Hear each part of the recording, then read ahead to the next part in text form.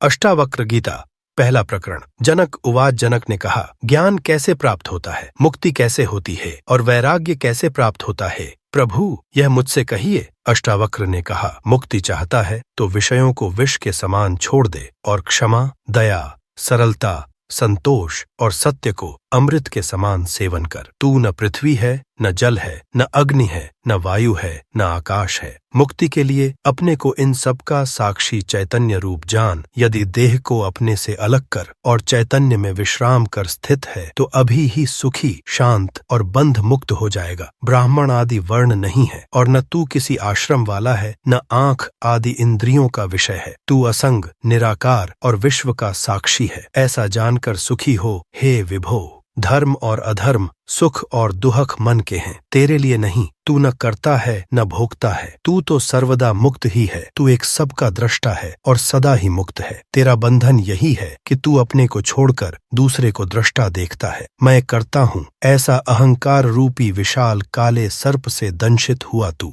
मैं करता नहीं हूँ, ऐसे विश्वास रूपी अमृत को पीकर सुखी हो। मैं ये को एक विशुद्ध बोध रह, ऐसी निश्चय रूपी अग्नि से गहन अज्ञान को जलाकर तू शोक रहित हुआ सुखी हो। यहाँ यह विश्व रस्सी में सर्प के समान भासता है। यही आनंद परमानंद रूपी बोध है। अतः तू सुखपूर्वक विचर मुक्ति का अभिमानी मुक्त है और बद्ध का अभिमानी बद्ध है। यहाँ यह किंवदंती सत्य ही है कि जैसी मति वैसी ही गति होती है। आत्मा साक्षी है, व्यापक है, पूर्ण है, एक है, मुक्त है, चैतन्य स्वरूप है, क्रिया रहित है, असंग है, निस्पृह है, शांत है। यह भ्रम से संसारी जैसा भासता है। मैं आभास रूप हूँ, ऐसे भ्रम को एवं बाहर भीतर के भाव को छोड़कर तू कूटस्थ बोध रूप एवं अद्वैत आत्मा का विचार कर। हे पुत्र, तू बहुत काल से देहाभिमान के पाश से बंधा हुआ है। उसी पाश को ममे बोध हृदय इस ज्ञान की तलवार से काटकर तू सुखी हो। तू असंग है, क्रिया रहित है, स्वयं प्रकाश है और निरंजन है। तेरा बंधन यही है कि तू समाधि के लिए अनुष्ठान करता है। यह संसार तुझ में व्याप्त है, तुझी में पिरोया है। यथार्थतः तू चैतन्य स्वरूप है। अतः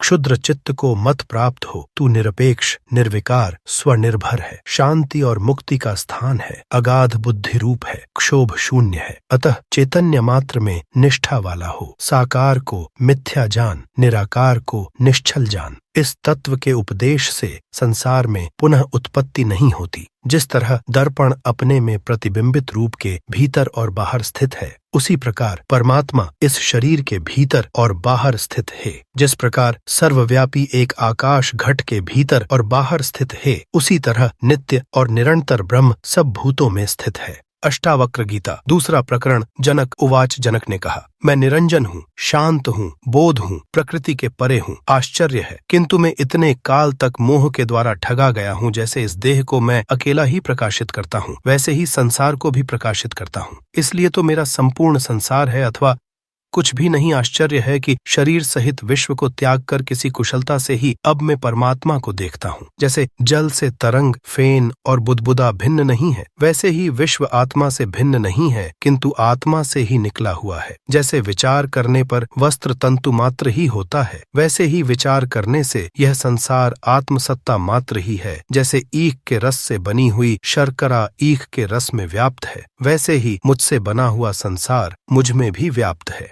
आत्मा के अज्ञान से संसार भासता है, आत्मा के ज्ञान नहीं भासता है। जैसे रस्सी के अज्ञान से सर्प भासता है, उसके अज्ञान से नहीं भासता है। प्रकाश मेरा निजी स्वरूप है, मैं उससे भिन्न नहीं हूँ। जब संसार प्रकाशित होता है तब वह मेरे ही से प्रकाशित होता है। आश्चर्य है कि कल्पित संसार अज्ञान से मुझे ऐसा भासता है जैसे सीपी में चांदी, रस्सी में सांप, सूर्य की किरणों में जल भासता है। मुझसे उत्पन्न यह संसार मुझ में ही लय को प्राप्त होगा। जैसे मिट्टी में घड़ा, जल में लहर और सोने में आभूषण लय होते हैं। मैं आश्चर्यमय हूँ, आकाश अपान लरी, मुझको नमस्कार है। ब्रह्मा से लेकर तृण पर्यंत जगत के नाश होने पर भी मेरा नाश नहीं है। मैं आश्चर्यमय हूँ, मुझको नमस्कार है। मैं देहधारी होते हुए भी अद्वैत हूँ, न कहीं जाता हूँ न आता हूँ और विश्व में व्याप्त हुआ स्थित हूँ।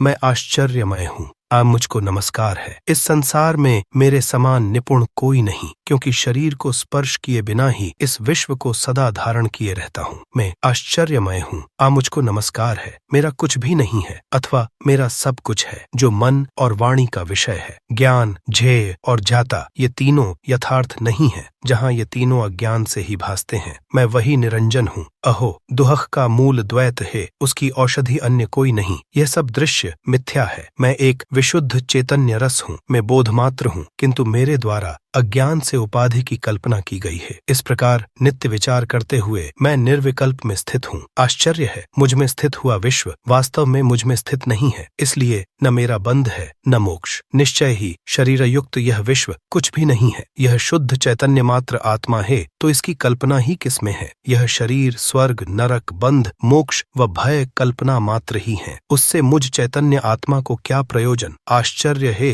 कि जन समूह में भी मुझे द्वैत दिखाई नहीं देता है। यह अरण्यवत हो गया है, तो फिर मैं किससे प्रेम करूं। न मैं शरीर हूँ न मेरा शरीर है। मैं जीव नहीं हूँ। निश्चय ही मैं चैतन्य मात्र हूँ। मेरा यही बंध था कि मेरी जीने की इच्छा थी। आश्चर्य की अनंत समुद्र रूप मुझ में चित्त रूपी हवा के उठने पर शीघ्र ही विचित्र जगत रूपी तरंगें पैदा होती हैं। आपत्यासका अनंत महासागर रूप मुझ में चित्त रूप वायु के शांत होने पर जीव रूप व्यापारी के अभाग्य से जगत रूपी नौका नाश को प्राप्त होती है। आश्चर्य है कि अनंत महासागर रूप मुझ में जीव रूप तरंगें उठती हैं, परस्पर संघर्ष करती हैं, खेलती हैं तथा स्वभाव से ही लय हो जाती हैं। क्यम अष्टावक्र गीता तीसरा प्रकरण। जनक उवाच। अष्टावक्र कहते हैं, आत्मा को तत्वतः एक और अविनाशी जानकर भी तुझ आत्मज्ञानी धीर को धन कमाने में आसक्ति क्यों है। आश्चर्य की आत्मा के अज्ञान से विषय का भ्रम होने पर वैसी ही प्रीति होती है जैसी सीपी के अज्ञान से चांदी की भ्रांति में लोभ होता है। जहाँ यह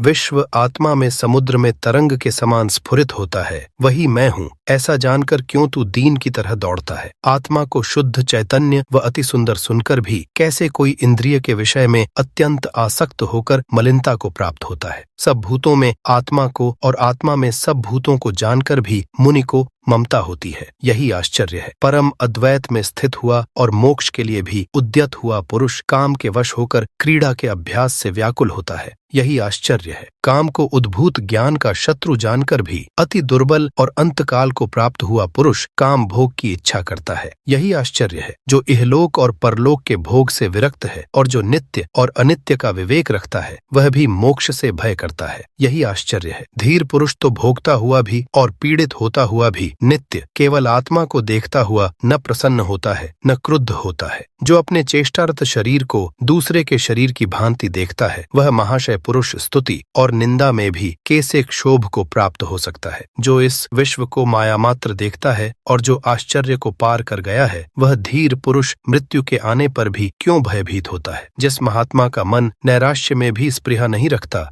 उस आत्मज्ञान से तृप्त पुरुष की तुलना किससे की जाए। जो जानता है कि यह दृश्य स्वभाव से ही कुछ नहीं है, वह धीर बुद्धि कैसे देख सकता है कि यह ग्रहण करने योग्य है और यह त्यागने योग्य। जिसने अंतःकरण के कषाय को त्याग दिया है और जो द्वंद्व रहित और आशा रहित है, ऐसे पुरुष को देव योग से प्राप्त भोगों में न दुहक है, सुख। अष्टावक्र गीता चौथा प्रकरण। जनक उवाच। हंत भोग विलास के साथ खेलते हुए आत्मज्ञानी धीर पुरुष की बराबरी संसार को सिर पर ढोने वाले मूढ़ पुरुषों के साथ कैसे की जा सकती है। जिस पद की इच्छा करते हुए इंद्रादि संपूर्ण देवता दीन हो रहे हैं, उस पर स्थित हुआ भी योगी हर्ष को प्राप्त नहीं होता। यही आश्चर्य है।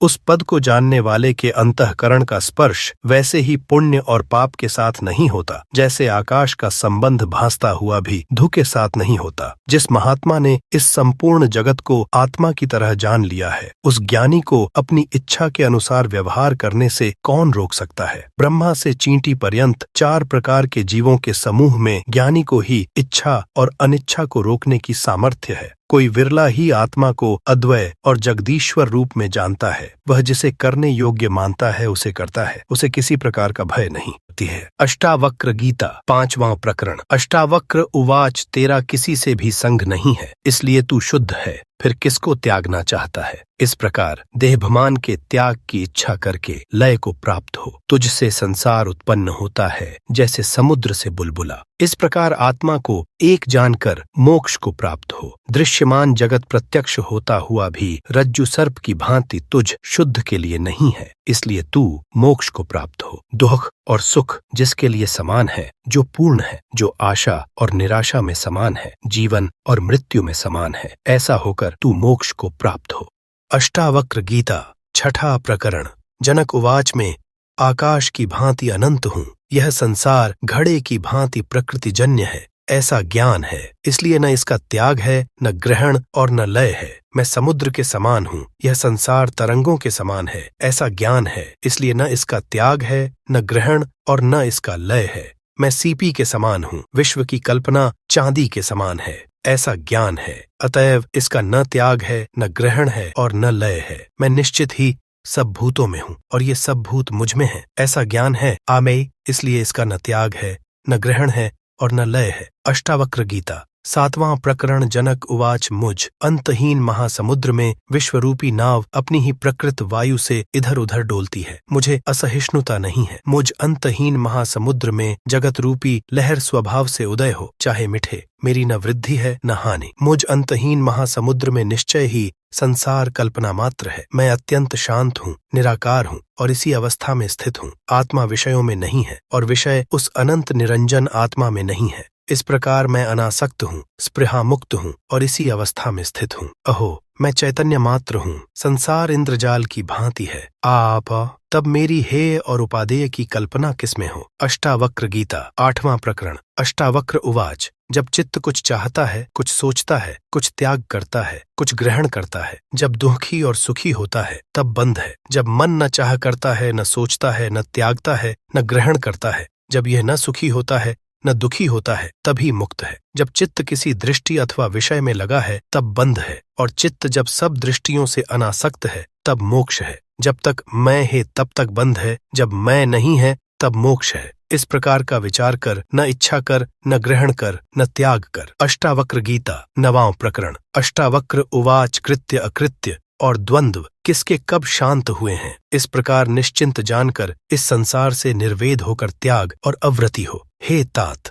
लोक की चेष्टा को देखकर किसी भाग्यशाली की ही जीने की कामना, भोगने की वासना और ज्ञान की इच्छा शांत हुई है। यह सब अनित्य है, तीनों तापों से दूषित है, सारहीन है, निंदित है, हेय है। ऐसा निश्चित होने पर शांति प्राप्त होती है। वह कौन सा काल है, वह कौन सी अवस्था है जिसमें मनुष्य को द्वंद्व न हो।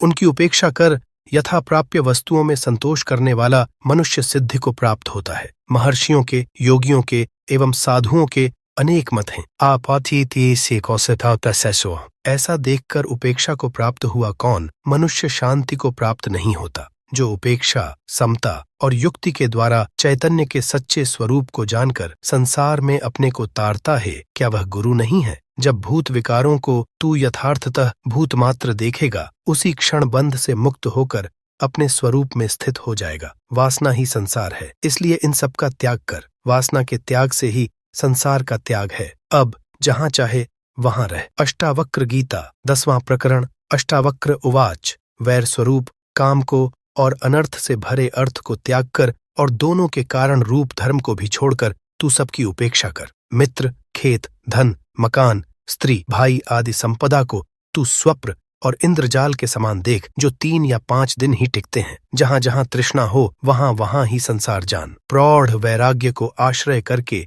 वीत तृष्णा होकर सुखी हो। तृष्णा मात्र ही आत्मा का बंध है और उसका नाश मोक्ष कहा जाता है। संसार मात्र से अनासक्त होने से निरंतर प्राप्ति और तुष्टि होती है। तू एक शुद्ध चैतन्य है। संसार जड़ और असत्य है, यह अविद्या भी असत्य है। इस पर भी तू क्या जानने की इच्छा रखता है। तेरे राज्य, पुत्र, पुत्रियां, शरीर और सुख जन्म जन्म से नष्ट हुए हैं, यद्यपि तू उनमें आसक्त था। अर्थ, काम और सुकृत कर्म बहुत हो चुके, इनमें भी संसार रूपी जंगल में मन विश्रांति को प्राप्त नहीं हुआ। कितने जन्मों तक तूने क्या शरीर, मन और वाणी के दुखपूर्ण और श्रमपूर्ण कर्म नहीं किए हैं। अब तो आराम कर। अष्टावक्र गीता, 11वां प्रकरण। अष्टावक्र उवाच, भाव और अभाव का विकार स्वभाव से होता है। ऐसा जो निश्चय पूर्वक जानता है, वह निर्विकार और क्लेश रहित पुरुष सुखपूर्वक ही शांति को उपलब्ध होता है। सबको बनाने वाले ईश्वर हैं, अन्य कोई नहीं है। ऐसा जो निश्चय पूर्वक जानता है, वह पुरुष शांत है। उसकी सब आशाएं जड़ से नष्ट हो गई हैं। वह कहीं भी आसक्त नहीं होता।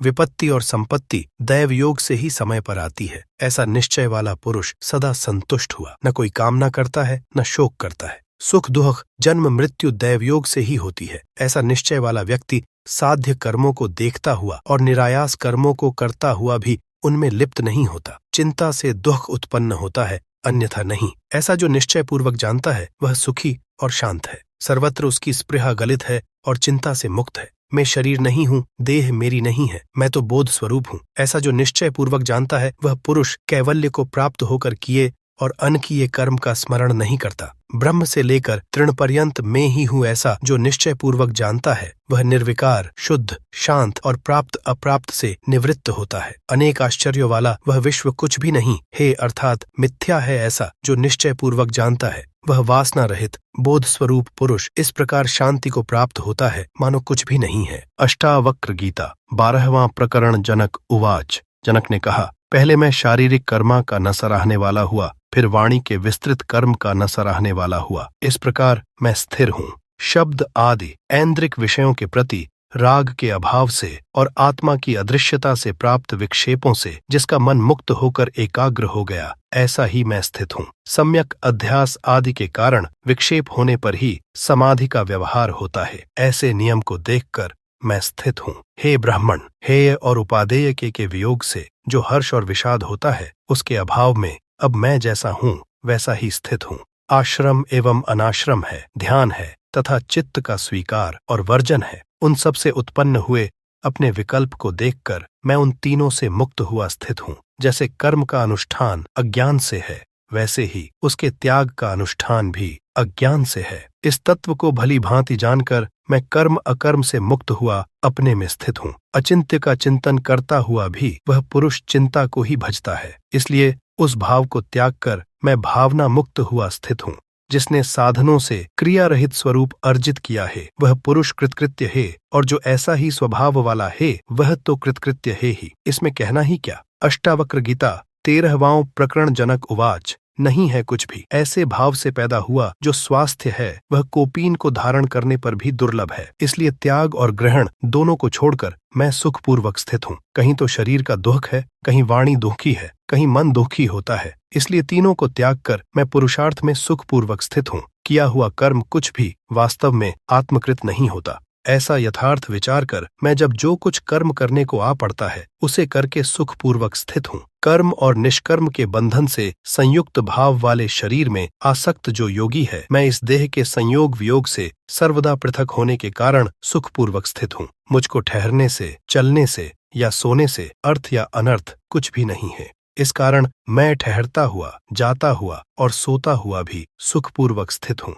सोते हुए मुझे हानि नहीं है, न यत्न करते हुए मुझे सिद्धि है। इसलिए मैं हानि लाभ दोनों को छोड़कर सुखपूर्वक स्थित हुआ। सलिए अनेक परिस्थितियों में सुखादि की अनित्यता को बारंबार देखकर और शुभ और अशुभ दोनों को छोड़कर मैं सुखपूर्वक स्थित हूँ। अष्टावक्र गीता 14वां प्रकरण। जनक उवाच। जो स्वभाव से ही शून्य चित्त है पर प्रमाद से विषयों की भावना करता है और सोता हुआ भी जागने के समान है, वह पुरुष संसार से मुक्त है। जब मेरी स्पृहा नष्ट हो गई तब मेरे लिए कहाँ धन, कहाँ मित्र, कहाँ विषयी रूप चोर, कहाँ शास्त्र और कहाँ ज्ञान है। साक्षी पुरुष परमात्मा ईश्वर आशा मुक्ति तथा बंध मुक्ति के जान लेने पर मुझे मुक्ति के लिए चिंता नहीं है। जो भीतर विकल्प से शून्य है और बाहर भ्रांत हुए पुरुष की भांति स्वच्छंदचारी है, ऐसे पुरुष की भिन्न भिन्न दशाओं को वैसी ही दशा वाले पुरुष जानते हैं। अष्टावक्र गीता 15वां प्रकरण।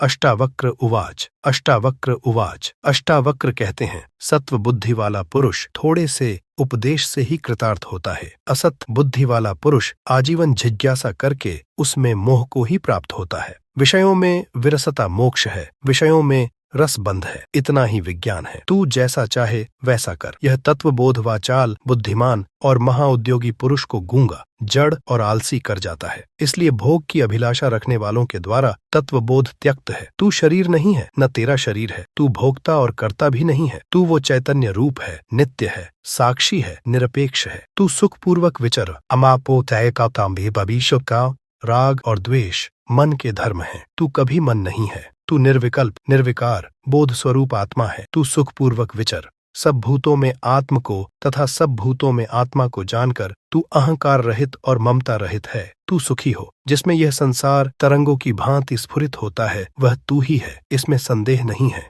हे चैतन्य स्वरूप, तू संताप रहित हो। हे तात, श्रद्धा कर, इसमें मोह मत कर। तू ज्ञान स्वरूप, भगवान स्वरूप आत्मा है तथा प्रकृति से परे है। गुणों से लिप्त यह शरीर रहता है, आता है और जाता है, किंतु आत्मा न जाने वाला है न आने वाला। इसके लिए क्यों सोच करता है? देह चाहे अंत तक रहे, चाहे वह अभी चली जाए। तुम चैतन्य रूप वालों की कहाँ वृद्धि है, कहाँ नाश है? तुझ अनंत महासमुद्र में विश्व रूप तरंग अपने स्वभाव से उदय और अस्त को प्राप्त होती है, किंतु न तेरी वृद्धि है न नाश है। हे तात, तू चैतन्य रूप है, तेरा यह जगत तुझसे भिन्न नहीं है। इसलिए हेय और उपादेय की कल्पना किसकी, क्यों कर और कहाँ हो सकती है? तुझे एक निर्मल, अविनाशी, शांत और चैतन्य रूप आकाश में कहाँ जन्म है, कहाँ कर्म है और कहाँ अहंकार? जिसको तू देखता है उसमें एक तू ही भासता है। क्या कंगन, बाजूबंद और नूपुर सोने से भिन्न भासते हैं? यह मैं हूँ, यह मैं नहीं हूँ, ऐसे विभाग को छोड़ दे। सब आत्मा है ऐसा निश्चय करके तू संकल्प रहित हो, सुखी हो। तेरे ही अज्ञान से विश्व है, परमार्थतः तू एक है, तेरे अतिरिक्त कोई दूसरा नहीं है।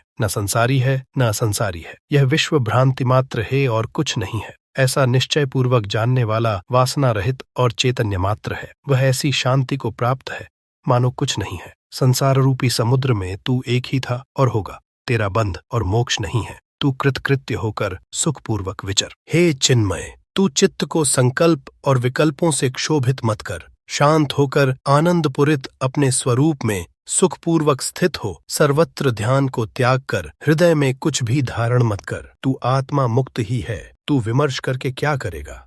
अष्टावक्र गीता 16वां प्रकरण। अष्टावक्र उवाच। हे तात, अनेक शास्त्रों को अनेक प्रकार से तू कह अथवा सुन, लेकिन सबके विस्मरण के बिना तुझे स्वास्थ्य नहीं मिलेगी। हे विज्ञ, भोग, कर्म अथवा समाधि को तू चाहे साधे तो भी तेरा चित्त स्वभाव से सभी आशयों से रहित होने पर भी अत्यधिक लोभायमान रहेगा। प्रयास से सब लोग दुखी हैं, इसको कोई नहीं जानता है। इसी उपदेश से भाग्यवान लोग निर्वाण को प्राप्त होते हैं। जो आंख के खोलने और ढकने के व्यापार से दुखी होता है वह आलसी शिरोमणि का ही सुख है, दूसरे किसी का नहीं। यह किया गया है और यह नहीं किया गया, ऐसे द्वंद्व से जब मन मुक्त हो तब वह धर्म, अर्थ, काम और मोक्ष के प्रति उदासीन हो जाता है। विषय का दोषी विरक्त है, विषय लोलुप रागी है। जो ग्रहण और त्याग दोनों से रहित है वह न विरक्त है न रागवान है। जब तक स्पृहा जीवित है, जो कि अविवेक की दशा है, तब तक हेय और उपादेय भी जीवित है, जो कि संसार रूपी वृक्ष का अंकुर है। प्रवृत्ति से राग व निवृत्ति से द्वेष पैदा होता है। इसलिए बुद्धिमान पुरुष द्वंद्व मुक्त बालक के समान जैसा है वैसा ही रहता है। रागी पुरुष दुख से बचने के लिए संसार को त्यागना चाहता है, लेकिन वीतरागी दुख मुक्त होकर संसार के बीच भी खेद को प्राप्त नहीं होता। जिसका मोक्ष के प्रति अहंकार है और वैसी ही शरीर के प्रति ममता है, वह न तो योगी है न ज्ञानी है, वह केवल दुख का भागी है। यदि तेरा उपदेशक शिव है, विष्णु है अथवा ब्रह्मा है, तो भी सबके विस्मरण के बिना तुझे स्वास्थ्य नहीं होगी। अष्टावक्र गीता 17वां प्रकरण। अष्टावक्र उवाच।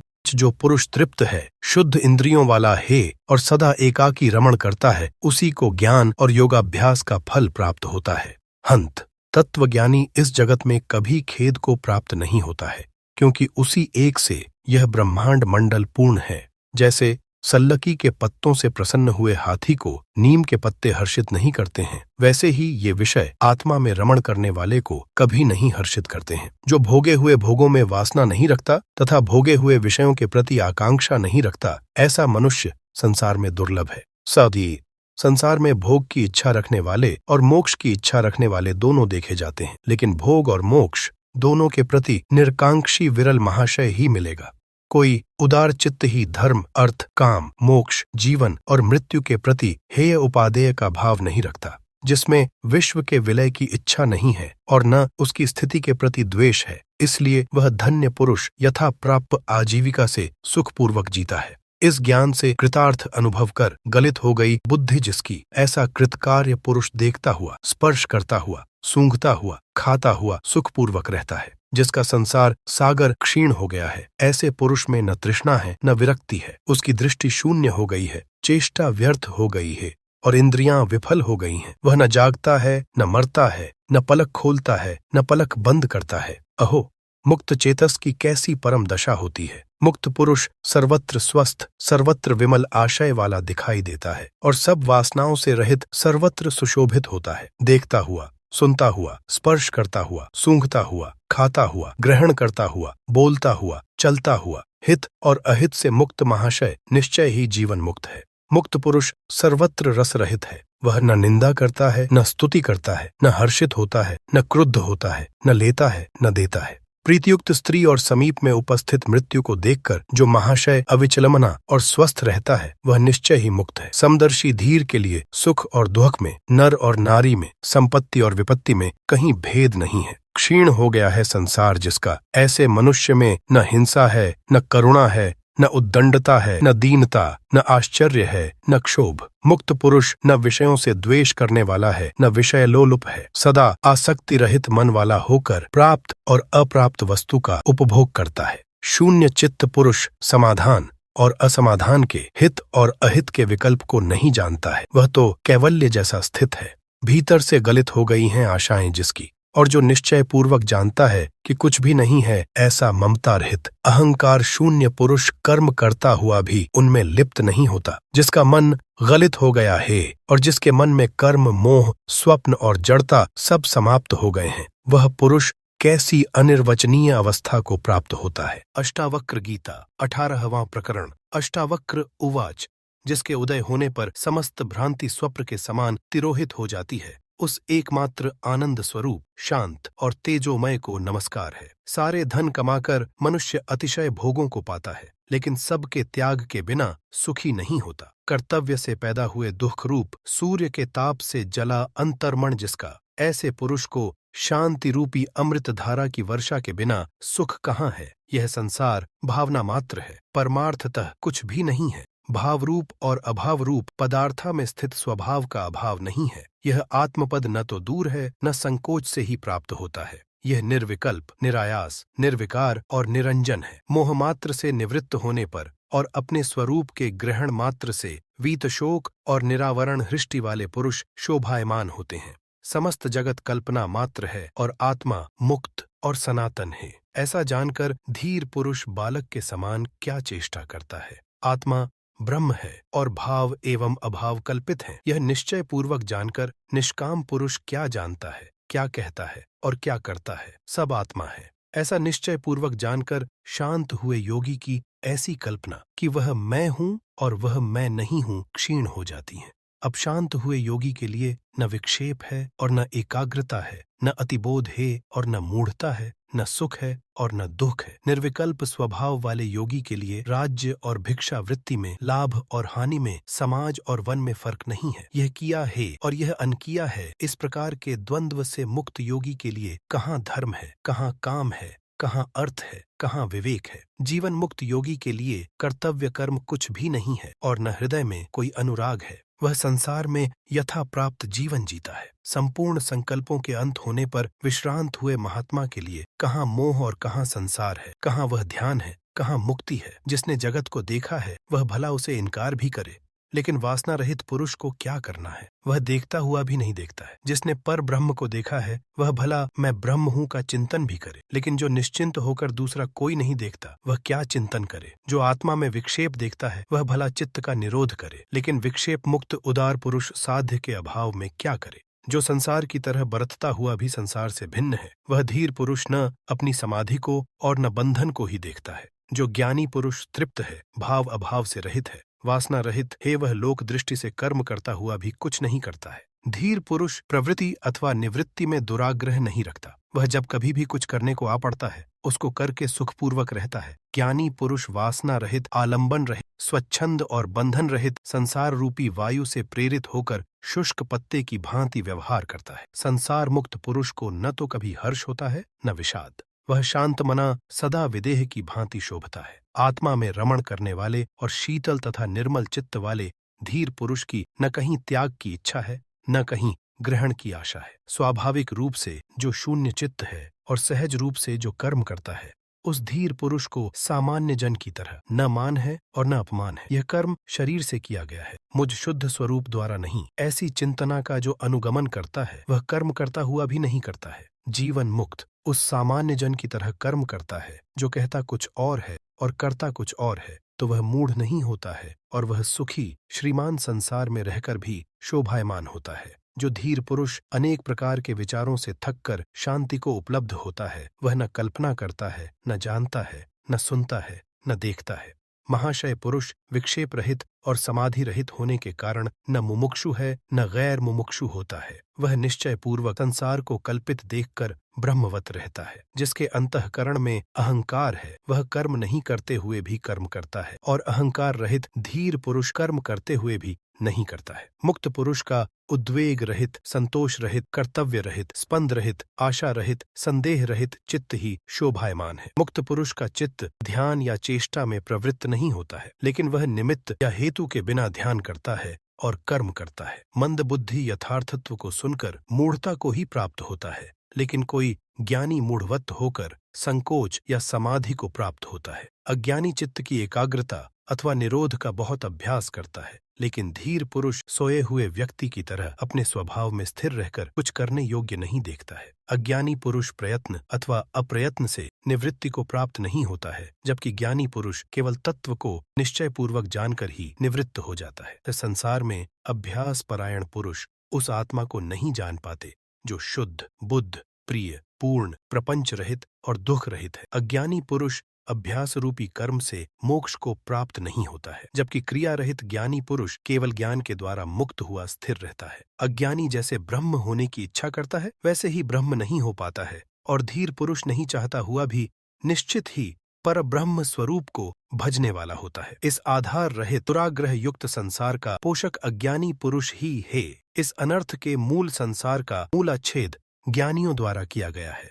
अज्ञानी जैसे शांत होने की इच्छा करता है वैसे ही वह शांति को नहीं प्राप्त होता है, किंतु धीर पुरुष तत्व को जानकर सदैव शांत मन वाला है। उसको आत्मा का दर्शन कहाँ जो दृश्य का अवलंबन करता है। धीर पुरुष दृश्य को नहीं देखते हैं, वे अविनाशी आत्मा को देखते हैं जो हठ पूर्वक चित्त का निरोध करता है। उस अज्ञानी को कहाँ चित्त का निरोध है। स्वयं में रमण करने वाले धीर पुरुष के लिए यह चित्त का निरोध स्वाभाविक है। कोई भाव को मानने वाला है और कोई कुछ भी नहीं है ऐसा मानने वाला है। वैसे ही कोई दोनों को मानने वाला है, वैसे ही कोई दोनों को नहीं मानने वाला है, और वही स्वस्थ चित्त है। कुबुद्ध पुरुष शुद्ध अद्वैत आत्मा की भावना करते हैं, लेकिन मोहवश उसे नहीं जानते हैं, इसलिए जीवन भर सुखरहित रहते हैं। मुमुक्षु पुरुष की बुद्धि आलंबन के बिना नहीं रहती। मुक्त पुरुष की बुद्धि सदा निष्काम और निरालंब रहती है। विषय रूपी बाघ को देखकर भयभीत हुआ मनुष्य शरण की खोज में शीघ्र ही चित्त के निरोध और एकाग्रता की सिद्धि के लिए पहाड़ की गुफा में प्रवेश करता है। वासना रहित पुरुष सिंह को देखकर विषय रूपी हाथी चुपचाप भाग जाते हैं, या वे असमर्थ होकर चाटुकार की तरह उसकी सेवा करने लगते हैं। शंका रहित और मुक्त मन वाला पुरुष मुक्तिकारी योग को आग्रह के साथ नहीं ग्रहण करता है, लेकिन वह देखता हुआ, सुनता हुआ, स्पर्श करता हुआ, सूंघता हुआ, खाता हुआ सुखपूर्वक रहता है। यथार्थ ज्ञान के सुनने मात्र से शुद्ध बुद्धि और स्वस्थ चित्त हुआ पुरुष न आचार को, न अनाचार को, न उदासीन को देखता है। धीर पुरुष जब कुछ शुभ या अशुभ करने को आ पड़ता है तो उसे सहजता के साथ करता है, क्योंकि उसका व्यवहार बालवत होता है। धीर पुरुष स्वतंत्रता से सुख को प्राप्त होता है, स्वतंत्रता से परम को प्राप्त होता है, स्वतंत्रता से नित्य सुख को प्राप्त होता है, और स्वतंत्रता से परम पद को प्राप्त होता है। जब मनुष्य अपनी आत्मा के अकर्तापन और अभोक्तापन को मानता है तब उसकी संपूर्ण चित्त वृत्तियों का नाश हो जाता है। धीर पुरुष की स्वाभाविक उच्चुंखल स्थिति भी शोभती है, लेकिन स्पृहायुक्त चित्त वाले मूढ़ की बनावटी शांति भी नहीं शोभती। कल्पना रहित, बंधन रहित और मुक्त बुद्धि वाले धीर पुरुष कभी बड़े बड़े भोगों के साथ क्रीड़ा करते हैं और कभी पहाड़ की कंदराओं में प्रवेश करते हैं। धीर पुरुष के हृदय में पंडित, देवता और तीर्थ का पूजन करके तथा स्त्री, राजा और प्रियजन को देखकर कोई भी वासना नहीं होती। योगी नौकरों से, पुत्रों से, पत्नियों से, दोहित्रों और बांधवों द्वारा हंसकर धिक्कारे जाने पर भी विकार को प्राप्त नहीं होता है। धीर पुरुष संतुष्ट होकर भी संतुष्ट नहीं होता है और दुखी होकर भी दुखी नहीं होता है। उसकी इस आश्चर्यमय दशा को वैसे ही ज्ञानी जानते हैं। कर्तव्य ही संसार है, उसे शून्याकार, निराकार, निर्विकार और निरामय ज्ञानी नहीं देखते हैं। अज्ञानी कर्मों को नहीं करता हुआ भी सर्वत्र विक्षोभ के कारण व्याकुल रहता है और ज्ञानी सब कर्मों को करता हुआ भी शांत चित्त वाला ही होता है। शांत बुद्धि वाला ज्ञानी व्यवहार में भी सुखपूर्वक बैठता है, सुखपूर्वक आता है और मर जाता है, सुखपूर्वक बोलता है और सुखपूर्वक भोजन करता है। जो ज्ञानी स्वभाव से व्यवहार में भी सामान्य जन की तरह नहीं व्यवहार करता है और महासरोवर की तरह क्लेश रहित है, वही शोभता है। मूर्ख मनुष्य की निवृत्ति भी प्रवृत्ति रूप हो जाती है, किंतु धीर पुरुष की प्रवृत्ति भी निवृत्ति के समान फल देती है। मूढ़ पुरुष का वैराग्य परिग्रह से देखा जाता है, लेकिन देह में गलित हो गई है आशा जिसकी, ऐसे ज्ञानी को कहाँ राग है, कहाँ वैराग्य। मूर्ख पुरुष की दृष्टि सदा भावना और अभावना में लगी रहती है, जबकि स्वस्थित पुरुष की दृष्टि भावना अभावना से युक्त रहकर भी उनके प्रति अदृष्टि रूप ही रहती है। जो मुनि बालक के समान व्यवहार करता है एवं कामना रहित रूप से सभी कर्मों का आरंभ करता है, उस शुद्ध स्वरूप को क्रियमाण कर्म भी लिप्त नहीं करते। वही आत्मज्ञानी धन्य है जो मन का निस्तरण कर गया है और जो देखता हुआ, सुनता हुआ, स्पर्श करता हुआ, सूंघता हुआ, खाता हुआ सब भावों में एक रस है। सदैव आकाश के समान निर्विकल्प ज्ञानी को कहाँ संसार है, कहाँ आभास है, कहाँ साध्य है, कहाँ साधन है। ही सन्यासी जय को प्राप्त होता है जो पूर्णानंद स्वरूप है तथा जिसकी समाधि अविच्छिन्न रूप से विद्यमान रहती है। यहाँ बहुत कहने से क्या प्रयोजन है। तत्वज्ञानी महाशय भोग और मोक्ष दोनों में निरकांक्षी, सदा और सर्वत्र राग रहित रहता है। महत्त्व आदि जो द्वैत जगत है वह नाम मात्र को ही भिन्न है। उसका त्याग कर देने के बाद शुद्ध बोध वाले का कौन सा कार्य शेष रह जाता है। यह समस्त जगत प्रपंच कुछ नहीं है, ऐसा निश्चय पूर्वक जानकर अलक्ष्य की स्फुरण वाला शुद्ध पुरुष स्वभाव से ही शांत होता है। दृश्य भाव को नहीं देखते हुए शुद्ध स्फुरण रूप का अनुभव करने वाले को कहाँ विधि है और कहाँ वैराग्य है, कहाँ त्याग है और कहाँ शांति है। और अनंत रूपों में स्फुरित प्रकृति को नहीं देखते हुए ज्ञानी को कहाँ बंध है और कहाँ मोक्ष है, कहाँ हर्ष है और कहाँ शोक है। बुद्धि पर्यंत संसार में जहाँ माया ही माया भासती है, वहाँ ममता रहित, अहंकार रहित और कामना रहित ज्ञानी ही शोभता है। अविनाशी और संताप रहित आत्मा को देखने वाले मुनि को कहाँ विद्या है और कहाँ विश्व, कहाँ देह है और कहाँ अहंता ममता है। यदि जड़ बुद्धि मनुष्य निरोध आदि कर्मों को छोड़ता भी है तो वह तत्क्षण मनोरथों और प्रलापों को पूरा करने में प्रवृत्त हो जाता है। मंद बुद्धि उस तत्व को सुनकर भी मूढ़ता को नहीं छोड़ता है। वह बाह्य प्रयत्न में निर्विकल्प होकर मन में विषयों की लालसा वाला होता है। ज्ञान से नष्ट हुआ है कर्म जिसका, ऐसा ज्ञानी लोग दृष्टि में कर्म करने वाला भी है, लेकिन वह न कुछ करने का अवसर पाता है न कुछ कहने का ही। सर्वदा निर्भय और निर्विकार धीर पुरुष को कहाँ अंधकार है, कहाँ प्रकाश है और कहाँ त्याग है, कहीं कुछ भी नहीं है। अनिर्वचनीय स्वभाव वाले स्वभाव रहित योगी को कहाँ धीरता है, कहाँ विवेकिता अथवा कहाँ निर्भयता है। योगी को न स्वर्ग है, न नरक है, न जीवन मुक्ति ही है। इसमें बहुत कहने से क्या प्रयोजन। योग की दृष्टि से कुछ भी नहीं है। धीर पुरुष का चित्त अमृत से पूरित हुआ शीतल है, इसलिए न वह लाभ के लिए प्रार्थना करता है और न ही हानि के लिए कभी चिंता करता है। निष्काम पुरुष न तो शांत पुरुष की प्रशंसा करता है, न दुष्ट को देखकर निंदा करता है। वह सुख दुख को समान समझता हुआ तृप्त है। धीर पुरुष न संसार के प्रति द्वेष करता है और न आत्मा को देखने की इच्छा करता है। हर्ष और शोक से मुक्त वह न मरे हुए जैसा है और न जीवित जैसा पुत्र, स्त्री आदि के प्रति स्नेह न रखता हुआ और विषयों में कामना रहित हुआ, अपने शरीर की भी चिंता नहीं करता हुआ ज्ञानी पुरुष सभी आशाओं से मुक्त शोभा देता है। यथा प्राप्य से जीविका चलाने वाला, देशों में स्वच्छंदता से विचरण करने वाला, जहाँ सूर्यास्त हो वहाँ शयन करने वाला धीर पुरुष सर्वत्र संतुष्ट है। जो निज स्वभाव रूपी भूमि में विश्राम करता है और जिसे संसार विस्मृत हो गया है, उस महात्मा को इस बात की चिंता नहीं है कि देह रहे या जाए।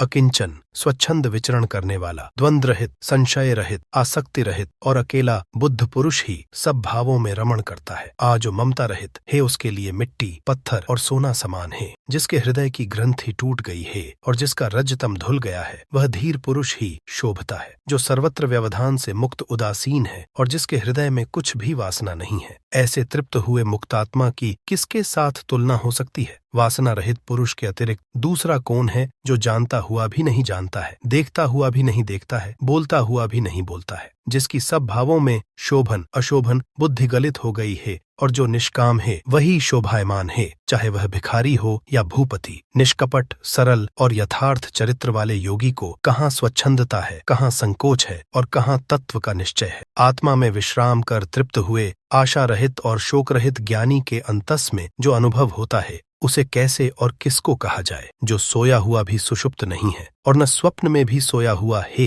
जागृत में भी नहीं जागा हुआ है, वही धीर पुरुष क्षण क्षण तृप्त है। ज्ञानी चिंता युक्त भी चिंता रहित है, इंद्रियों सहित भी इंद्रियों रहित है, बुद्धि सहित भी बुद्धि रहित है तथा अहंकार युक्त भी अहंकार रहित है। ज्ञानी न सुखी है, न दुखी है, न विरक्त है, न संगयुक्त है, न मुमुक्षु है, न मुक्त है, न किंचन है, न अंकिंचन। धन्य पुरुष विक्षेप में भी विक्षिप्त नहीं होता, समाधि में भी समाधि वाला नहीं है, जड़ता में भी जड़ नहीं है, पांडित्य में भी पंडित नहीं है। मुक्त पुरुष सब स्थितियों में स्वस्थ है, किए हुए और करने योग्य कर्म में तृप्त है, सर्वत्र समान है, तृष्णा के अभाव में किए और अनकिए कर्म को स्मरण नहीं करता है। मुक्त पुरुष न स्तुति किए जाने पर प्रसन्न होता है, न निंदित होने पर क्रुद्ध होता है, न मृत्यु में उद्विग्न होता है, न जीवन में हर्षित होता। शांत बुद्धि वाला पुरुष न लोगों से भरे नगर की ओर भागता है, न वन की ओर ही। वह सभी स्थिति और सभी स्थान में संभाव से ही स्थित रहता है।